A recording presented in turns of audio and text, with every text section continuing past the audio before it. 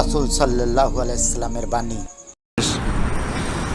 আব্দুল কাদের জিলানী রহমতুল্লাহ আলাইহির একটা বইয়ের নাম হলো গুনিয়াতুত তালেবিন।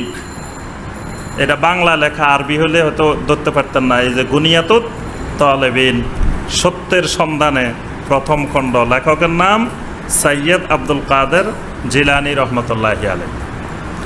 এটি আব্দুল কাদের জিলানী রহমতুল্লাহ আলাইহি কোন ভাষায় লিখছেন? হ্যাঁ, আব্দুল কাদের জিলানী রহমতুল্লাহ আলাইহির ভাষা কি ছিল? আরবি, বাগদাদের ভাষা আরবি। আচ্ছা, আরবিতে বড় পীর, এটা কি আরবিতে আছে? জি, বড় বড় শব্দটা আরবি না বাংলা? আরবিতে কি বড় আছে? বড়টা তো বাংলা। পীর শব্দটা কি আরবি না ফার্সি? ফার্সি এবং পরে বাংলা। তাহলে বোঝা যায় বড় পীর এই শব্দটা কারা লাগাইছে? বাঙালি লাগাইছে। আরবেরা লাগাইলে তো আরবি শব্দ দিয়ে লাগাইতো। আর শাইখুল কাবির, তারা বলতেন যে আর শাইখুল কাবির, কাবির মানে বড়, এইভাবে বলতো, কিন্তু বাঙালিরা লাগাইছে। তো এই বইটি অনুবাদ করছেন ডক্টর আবদুল্লাহ আল মারুফ।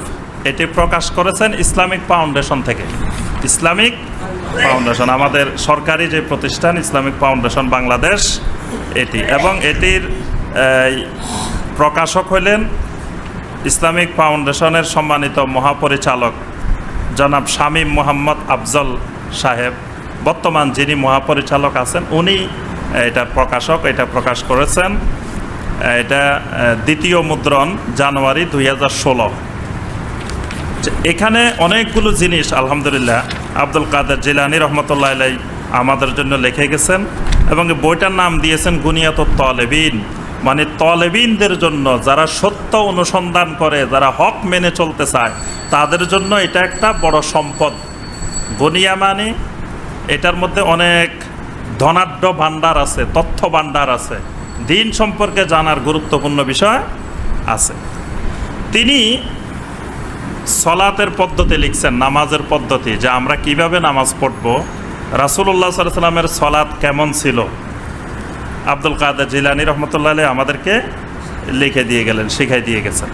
তাহলে আব্দুল কাদের জিলানী রহমতুল্লাহ আলাইহি এত বড় আলেম, উনি বিশ্ববিখ্যাত আলেম, তাহলে উনার নামাজের যে পদ্ধতি, এটা সহি না ভুল? উনার নামাজের পদ্ধতিকে ভুল বলবেন? উনার যদি ভুল, নামাজের পদ্ধতি ভুল হয় বা উনি যদি না জানেন, তাহলে তো কাদেরিয়া তরিকায় ভুল, পুরা কাদেরিয়া তরিকায় ভুলের উপরে প্রতিষ্ঠিত। আচ্ছা, উনি এখানে নামাজের পদ্ধতি বলছেন, রাসূল সাল্লাল্লাহু আলাইহি ওয়াসাল্লাম কীভাবে সালাত আদায় করতেন, উনি সবগুলো বিস্তারিত আলোচনা করছেন। আমরা বিস্তারিত আলোচনা করব না, শুধুমাত্র দুইটা বিষয় আলোচনা করব। উনি এই গুনিয়াতুত তালেবিন কিতাবের পৃষ্ঠা নম্বর হলো 14 নম্বর পৃষ্ঠায় উনি লিখেছেন যে সালাত শুরু করার সময় সূচনা তাকবীরের সময় 2 হাত উত্তোলন। সূচনা তাকবীর বুঝছেন? সূচনা তাকবীর, জি, তাকবীরে তাহরিমা, তাকবীরে তাহরিমার সময় উনি বলছেন যে 2 হাত তুলতে হবে। অনুরূপভাবে রুকুতে যাবার সময়, আবার রুকু থেকে মাথা উঠাবার সময় হাত উঠানো, এটা উনি সুন্নাত বলছেন, নবী সাল্লাল্লাহু আলাইহি ওয়াসাল্লামের সুন্নাহ। রুকুতে যাবার সময়ও বলছে যে হাত তুলতে হবে, রুকু থেকে উঠার সময়ও হাত উঠাইতে হবে। আচ্ছা, এটা কে বলছেন? আব্দুল কাদের জিলানী রহমতুল্লাহ আলাইহি। উনি নবী সাল্লাল্লাহু আলাইহি ওয়াসাল্লামের কত বছর পরে ইন্তেকাল করছেন? তাহলে 550 বছর পরে যেই আলেমে দিন ইন্তেকাল করলেন, তিনিও জানতেন না যে রাফুল ইয়াদাইন মানসুখ হয়ে গেছে।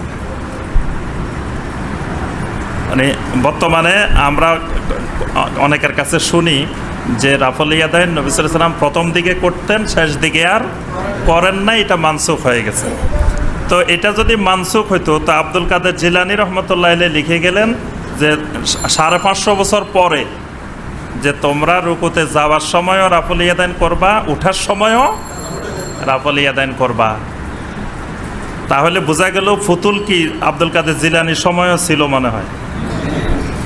বগলের নিচে ফুতুল, এটা শুধু নবী সাল্লাল্লাহু আলাইহি ওয়াসাল্লামের যুগে ছিল এমন না। তাহলে সাহাবীরা নিচে বগলের নিচে ফুতুল, তাবেইনেরা নিছে, তাবেইনেরা নিছে। 550 বছর পরেও আব্দুল কাদের জিলানী রহমতুল্লাহ আলাইহির সময়ও পুতুল নিয়ে মুসলমানেরা মনে হয় মসজিদে আসতো। কি বলেন? নাউজুবিল্লাহ। না হয় আব্দুল কাদের জিলানী 550 বছর পরে তো আর পুতুল থাকার কথা না, তারপরেও কেন রাফল ইয়াদাইন করছেন এবং করতে বলছেন। কাদেরিয়া তরিকার অনুসারী সকল মুসলিমদেরকে বলতেছেন যে তোমরা নামাজ পড়ার সময়, রুকুতে যাইবার সময় রাফল ইয়াদাইন করবা, রুকু থেকে উঠার সময়ও রাফল ইয়াদাইন করবা। আচ্ছা, এরপরে উনি বলতেছেন যে আমিন, ইমাম যদি কেরাত আসতে পড়ে তোমরা আমিন নিঃশব্দে পড়বা, ইমাম যদি কেরাত স্পষ্ট আওয়াজে পড়ে আমিনও সশব্দে বলবা। বুঝতে পারছেন? আব্দুল কাদের জিলানী রহমতুল্লাহ আলাইহি বলতেছেন যে ইমাম যদি কেরাত আসতে পড়ে তো তোমরা আমিনও আস্তে আস্তে বলিও, আর যদি ইমাম কেরাত জোরে পড়ে তোমরা আমিনটা সশব্দে বলিও। আচ্ছা, তাহলে আব্দুল কাদের জিলানী রহমতুল্লাহ আলাইহি দেখেন কত বড় ফিতনাবাজ, নাউজুবিল্লাহ। আজকের যুগে মসজিদে, আমাদের মসজিদগুলোতে কেউ আমিন সশব্দে বললে আমরা বলতেছি যে এই লোক ফিতনাবাজ, এই লোককে মসজিদ থেকে বের করে দাও। তাহলে এই ফিতনাবাজের গুরুকে? নাউজুবিল্লাহ।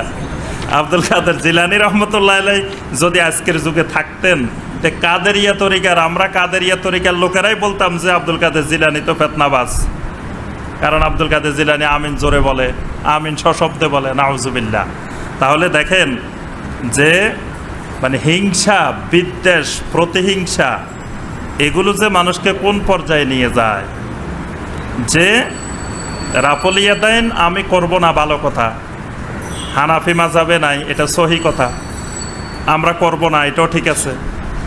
আমিন হানাফি মাযহাবে নিঃশব্দে বলা উত্তম, আমরা নিঃশব্দে বললাম। কিন্তু সশব্দে বলা যে সুস্পষ্ট দলিল দ্বারা প্রমাণিত, রাফল ইয়াদাইন করা যে সুস্পষ্ট দলিল দ্বারা প্রমাণিত, এটা তো কেউ অস্বীকার করার উপায় নাই। কিন্তু আমরা আমার মতকে প্রতিষ্ঠিত করার জন্য বিভিন্ন রকমের তালবাহানা, অযৌক্তিক ব্যাখ্যা দিয়ে মানুষদেরকে গালিগালাজ করে, মানে অশ্লীল ভাষায়, খারাপ ভাষায় আরেকজনকে এই সহি দলিলের বিরুদ্ধে কথা বলার অধিকার তো আমার নাই।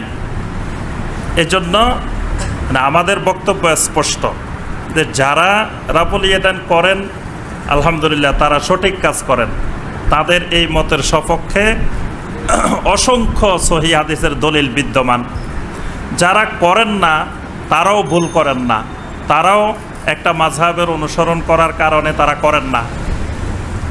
যারা আমিন সশব্দে বলেন তাদের সশব্দে বলার সুস্পষ্ট দলিল বিদ্যমান, যারা নিঃশব্দে বলেন তাদেরও দলিল বিদ্যমান, যেটা মদিনার ওলামায়ে কেরাম অনুসরণ করেন, ওলামায়ে মদিনার যেটা অনুসরণ। মসজিদে নববীতে যারা হজে গেছেন তারা সরাসরি দেখছেন, যারা এখন ডিশে দেখেন সরাসরি দেখেন, সেখানে ইমাম সাহেবেরা রাফল ইয়াদাইনও করেন, আমিনও সশব্দে বলেন। কিন্তু মুসল্লিদের মধ্যে দেখবেন যে অনেক মুসল্লি রাফল ইয়াদাইন করে, অনেক মুসল্লি রাফল ইয়াদাইন করে না। অনেক মুসল্লি আমিন সশব্দে বলে, অনেক মুসল্লি নিঃশব্দে বলে। কিন্তু মদিনার কোনো ইমাম, মক্কার কোনো ইমাম কখনো কি বলছেন যে এই জায়গায় যারা নামাজ পড়বেন, নামাজ পড়তে আসছেন, তারা আমি যেমনে বলি সবাই এইভাবে বলবেন, না বললে এখানে নামাজে পড়িয়েন না, বাইরে যান, এই কথা মক্কার মদিনার কোনো ইমাম বলছেন? যে যেভাবে ভালো মনে করতেছে, যে যেভাবে সহি মনে করতেছে সেইভাবে আদায় করার এখতিয়ার তার আছে। তাহলে এটাই হলো সব উত্তম তরিকা, এটাই হলো সহি তরিকা। এই জন্যই নবী সাল্লাল্লাহু আলাইহি ওয়াসাল্লাম বলছেন যে কিয়ামতের আগে দাজ্জাল পৃথিবীর সর্বত্র যাবে, এক জায়গায় যাবে না। সেটা কোন জায়গা? আল্লাহু আকবার। মদিনাকে আল্লাহ রাব্বুল আলামিন দাজ্জালের ফিতনা থেকে হেফাজত করবেন। মদিনার এলেম দাজ্জাল মুক্ত থাকবে, মদিনার ওলামায়ে কেরাম পৃথিবী সারা আলেম থাকবেন কিয়ামত পর্যন্ত। সহি এলেম মদিনাতে পাওয়া যাবে কিয়ামত পর্যন্ত। এজন্য মদিনার ওলামায়ে কেরাম যে পদ্ধতিটা অনুসরণ করেন, এই পদ্ধতি অনুসরণ করলে নামাজি কখনো দ্বন্দ্ব বিরোধ হবে না, নামাজি ঐক্যবদ্ধ থাকবে, নামাজিদের মধ্যে কখনো বিরোধ হবে না। যে যার মনে চাইলো রাব্বুল ইয়াদান করলো, যার মনে চাইলে করলো না। আমরা কাউকে বাধাও দিলাম না কাউকে, কারণ এই একতালাপগুলো তো আজকের যুগের না, এগুলো তো শত শত বছরের পুরানো একতালাপ। আব্দুল কাদের জিলানী রহমতুল্লাহের যুগেও এই একতালাপ ছিল। তাহলে এগুলো নিয়ে তো যুগে যুগে আমাদের সালফে সালেহিন মারামারি করেন নাই, কেউ কাউকে গালিগালাজ করেন নাই, কেউ কাউকে ফেতনাবাজ বলেন নাই। তাহলে আমরা কেন এখন এগুলা নিয়ে এত বেশি বাড়াবাড়ি করব? এই জন্য মানে আব্দুল কাদের জিলানী রহমতুল্লাহের কথাটা এই জন্য বললাম যে যদি আমরা গালিগালাজ করি এদেরকে, তা গালিটা তো আমাদের কাদেরিয়া তরিকার যিনি প্রধান তার উপরে গিয়ে পড়তেছে। আবার আমরা নিজেদেরকে কাদেরি দাবি করতেছি, কাদেরিয়া তরিকার অনুসারী বলতেছি। আল্লাহ সুবহানাহু ওয়া তাআলা আমাদের সবাইকে এই বিষয়টি উপলব্ধি করার তৌফিক দান করুন।